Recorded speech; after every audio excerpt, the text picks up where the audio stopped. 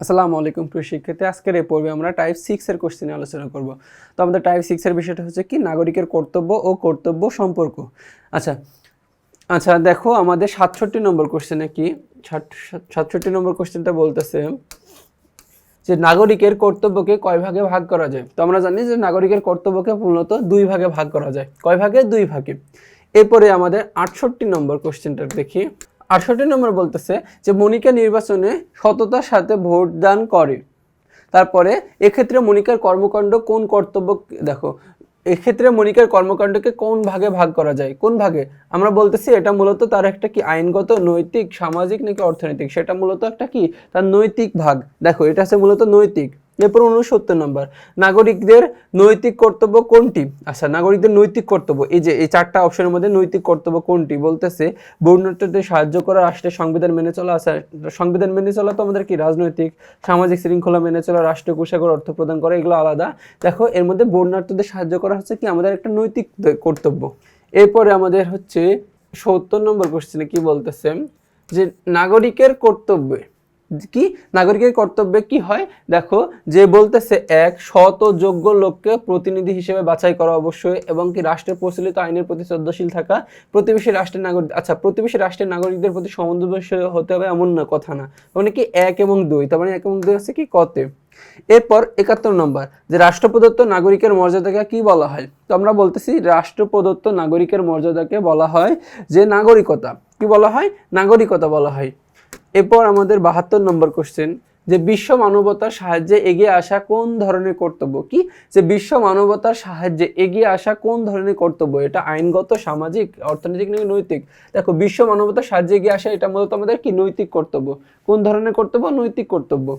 আচ্ছা দেখো 73 নম্বর কোশ্চেনটা কি যে কর প্রদান করা নাগরিকের কোন ধরনের কর্তব্য। কি বলতেছে যে কর প্রদান করা নাগরিকের কোন ধরনের কর্তব্য, এটা হচ্ছে কি নৈতিক কর্তব্য, সামাজিক কর্তব্য, আইনগত কর্তব্য নাকি হচ্ছে রাজনৈতিক কর্তব্য। তো আমরা বলতেছি যে কর প্রদান করা নাগরিকের একটা আইনগত কর্তব্য। কি গত কর্তব্য? আইনগত কর্তব্য। এরপর 74 নম্বর দেখো যে অধিকার ও কর্তব্য কোন বিষয়টি থেকে উৎপত্তি লাভ করেছে। আচ্ছা অধিকার ও কর্তব্য মূলত সমাজবোধ, নৈতিক বোধ নাকি রাষ্ট্রীয় চেতনা নাকি ব্যক্তিগত মূল্যবোধ থেকে। তো আমরা বলতেছি যে অধিকার ও কর্তব্য বিষয়টি মূলত সমাজবোধ থেকে কি উৎপত্তি লাভ করেছে। এরপর 75 নম্বর কোশ্চেনটা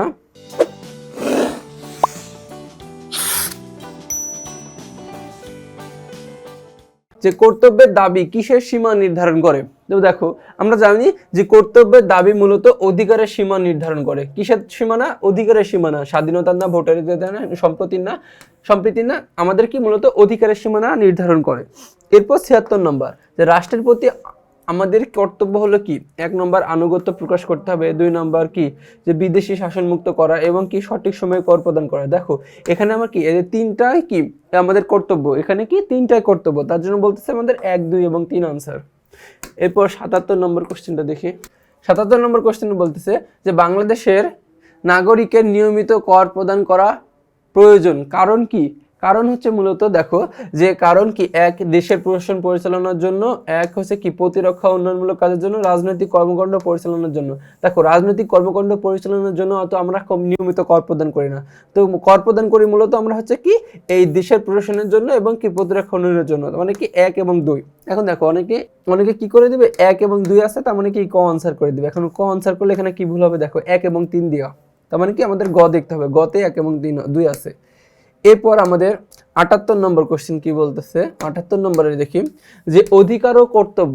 আচ্ছা অধিকার ও কর্তব্য জিনিসটা কি বলতেছে একই বস্তুর দুটি দিক মাত্র। আচ্ছা এই যে অধিকার ও কর্তব্য একই বস্তুর দুটি দিক না, মূলত পরস্পর ভিন্ন দুটি দিক। তার মানে কি এটা হচ্ছে না। এরপরে একটিকে বাদ দিলে অন্যটি অপরটি কল্পনা করা যায় না, তার মানে কি এটা হচ্ছে, মানে কি অধিকার বাদ দিলে কর্তব্য কল্পনা করা যায় না, আবার কর্তব্য বাদ দিলে অধিকার কল্পনা করা যায় না, বিষয়টা এমন। তার মানে কি 2 এবং 3 আনসার, 2 এবং 3 আনসার আছে কি গতে। এরপর আমাদের একটা উদ্দীপক আছে, উদ্দীপকটি পড়ে দেখো যে 79 নম্বর প্রশ্নের উত্তর দিতে বলতেছে কি যে সম্প্রতি ইউক্রেন রাশিয়ার আক্রমণে প্রতিহত করার জন্য সৈন্যরা এবং যুবক শ্রেণী দেশ রক্ষার যুদ্ধে অংশগ্রহণ করে এবং নিজেদের জীবন কি করে উৎসর্গ করে দেয়। এবং 79 নম্বর কোশ্চেনে কি বলতেছে দেখো যে ইউক্রেনের সৈন্য ও যুবক শ্রেণীর কাজের মাধ্যমে কর্তব্যের কোন দিকটি ফুটে উঠেছে। কোন দিকটি ফুটে উঠেছে? তো আমরা বুঝতে পারতেছি দেখো যে রাষ্ট্রের প্রতি নৈতিক কর্তব্য, আচ্ছা নৈতিক কর্তব্য নয়, এটা রাষ্ট্রের প্রতি আনুগত্য প্রকাশ করেছে। কি বলেছে? রাষ্ট্রের প্রতি আনুগত্য। দেখো এখন রাষ্ট্র যখন যেটা তোমাকে বলবে সেটা তোমাকে করতে হবে, মানে কি সকল কিছুর জন্য ত্যাগ স্বীকার করতে হবে। এরপর আমাদের 80 নম্বর কোশ্চেনটা কি বলতেছে, যে বলতেছে নিচের অনুচ্ছেদটি পড়ে 80 নম্বর প্রশ্নের উত্তর দাও। বলতেছে জামাল সাহেবের ছাতক অঞ্চলে একটি চুনাপাথর কারখানা রয়েছে। একজন সচেতন নাগরিক হিসেবে তিনি প্রতি বছর কারখানা আয়ের উপর সরকারের নির্ধারিত কর পরিশোধ করেন। 80 নম্বর, যে জামাল সাহেবের উক্ত দায়িত্বটির সাথে নিচের কোনটি অধিক সম্পর্কযুক্ত? তো আমরা বুঝতে পারতেছি যে আইনগত কর্তব্য, যে কর প্রদান করা মূলত একটি আইনগত কর্তব্য। এরপর 81 নম্বর কোশ্চেনটা দেখো, যে নিজে শিক্ষিত হওয়া এবং সন্তানদের শিক্ষিত করা নাগরিকের কোন ধরনের কর্তব্য? আচ্ছা, শিক্ষিত করা এবং শিক্ষিত করে গড়ে তোলা, একজন নিজে শিক্ষিত হতে হবে এবং সন্তানদের শিক্ষিত করতে হবে, এটা মূলত আমাদের কি নৈতিক কর্তব্য। একটা কি ধরনের কর্তব্য? নৈতিক ধরনের কর্তব্য।